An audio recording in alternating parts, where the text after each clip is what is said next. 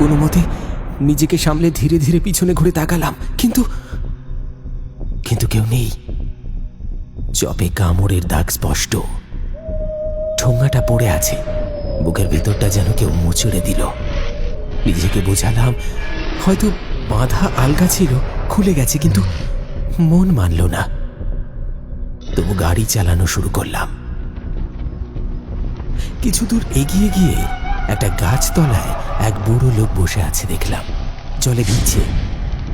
এক দৃষ্টিতে তাকিয়ে আছে আমার গাড়ির দিকে। গাড়িটা নিজের ইচ্ছেতেই যেন আস্তে আস্তে দাঁড়িয়ে গেল। আমার হাত পা কাঁপছে। কেউ কি আমার সঙ্গে খেলছে? সেই লোকটিকে দেখে আমি বললাম, এই কে গো, কে গো তুমি? এইখানে এইভাবে ভিজছো কেন? তোমার বাড়ি কোথায়?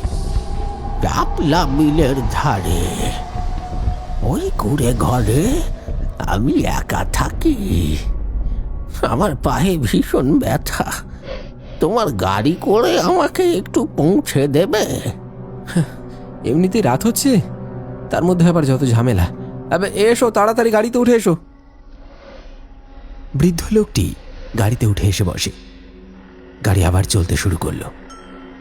বৃদ্ধ লোকটি হঠাৎ আমায় বলে উঠল, কি সুন্দর আলুর চপ আর পেঁয়াজের গন্ধ বেরিয়েছে। কি আছে ওই ঠোঙাতে? চপ আর পেঁয়াজি আছে। আমার মেয়ে খেতে চেয়েছে, তাই বাড়ির জন্য নিয়ে যাচ্ছি। কত যুগ হয়ে গেল গরম চপ পেঁয়াজি খাই না।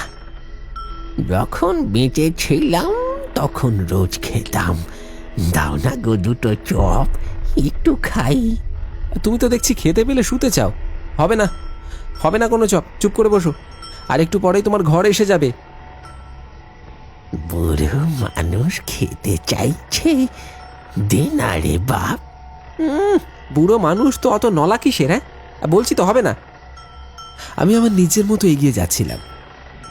মাঠের একেবারে শেষ প্রান্তে এসে পড়েছি। তখন আবার শুনতে পেলাম কচুর মচুর করে কিছু খাবার শব্দ। প্রথমবারের কথা ভেবে আমি পিছন ফিরে তাকাইনি, কিন্তু না, এখন যেন শব্দটা বেশি হচ্ছে। যেই না পিছু ফিরে তাকিয়েছি, দেখলাম দু হাতে করে ধরে চপ খাচ্ছে ওই বয়স্ক লোকটা। দেখে আমার মাথা আগুন হয়ে গেল। আরে এ কি করছো তুমি?